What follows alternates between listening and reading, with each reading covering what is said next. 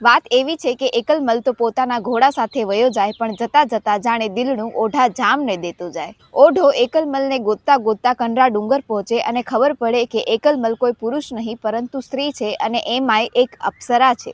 હોથલ ઓઢા જામને કહે છે કે તે મને સ્નાન કરતા જોઈ છે, એટલે તારે હવે મારા સાથે લગ્ન કરવા પડશે। પણ હોથલ શરત મૂકે છે કે આ વાત જ્યારે બહાર પડી કે ઓઢાના ઘરમાં હોથલ છે, ત્યારે બેયને આંખોની પણ ઓળખાણ નહીં રહે। ઓઢો શરત માની જાય અને બે ચાર મંગલ ફેરા ફરે છે, અને આમ જોતા જોતા 10 વર્ષ નીકળી જાય અને દંપતીના ઘરે 2 છોકરા જન્મે છે। કચ્છની બહુ યાદ આવતા ઓઢો હોથલ અને બંને દીકરાઓ સાથે પોતાના ગામ ફરે છે, પણ ત્યાં માન ના મળતા ચારેય જણા વિહળદેવ વાઘેલાની ત્યાં પહોંચી આવે છે। બનાવ એવો બને છે કે એકવાર ઓઢાના દીકરા જેસલ અને ઝખરો સિંહને મારી નાખે છે, અને આખું ગામ ત્યારે પૂછે છે કે આ પરાક્રમી છોકરાઓનું મોસાળ કયું છે। અંતે ઓઢાને સત્ય કહેવું પડે કે હોથલ કોઈ માનવી નથી પરંતુ એક પદમણી છે, અને વચનનો ભંગ થતાં હોથલ ઓઢાને ચિઠ્ઠી લખીને વિદાય લે છે।